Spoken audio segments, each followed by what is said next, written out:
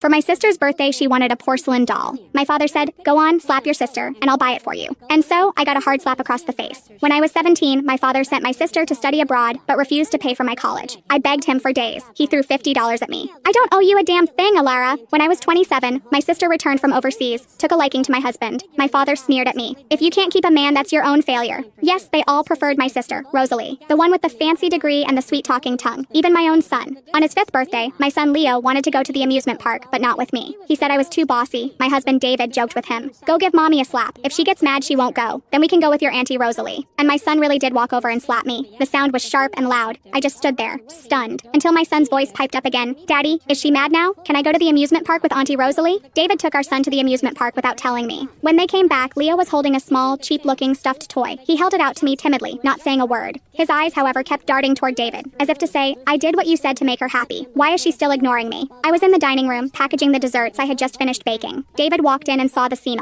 "Alara, are you really going to stay mad at your own son this long over a joke?" He ruffled Leo's hair. "He was thinking about you the whole time we were at the park today, and this is the look you give him." I glanced down at the crudely made, cheap toy in Leo's hands. On my phone, which was sitting on the table, was a message from my sister Rosalie, sent just before they'd walked in. "Are you seriously jealous of me over Leo again? Why have you always had to turn everything into a competition with me? Ever since we were kids." David took the toy from Leo and pushed it toward me. "Alara, don't be childish in front of him." I sealed the last bag of cookies and finally looked up at David. "I'm not angry." I took out a small cookie and offered it to Leo. "Help mommy taste test this, okay?" Leo looked at the rabbit-shaped cookie. "Mommy, you used to only make the little bear cookies I like." "Oh, I got tired of those. Wanted to try something new." I started for the door. David called after me. "Where are you going this late? I have some things to take care of." I put on my shoes, not bothering to give him the usual detailed report of my whereabouts. I just told Leo, "Remember to brush your teeth after your dessert." David texted me, "When are you coming home?" I pressed the button and the screen went dark. I looked at my best friend, who was sampling my latest creation. "So, what's the verdict?" Sadie took a delicate bite, her eyes widening in amazement. "Honey, I've been telling you for years we should open a dessert shop together. I am so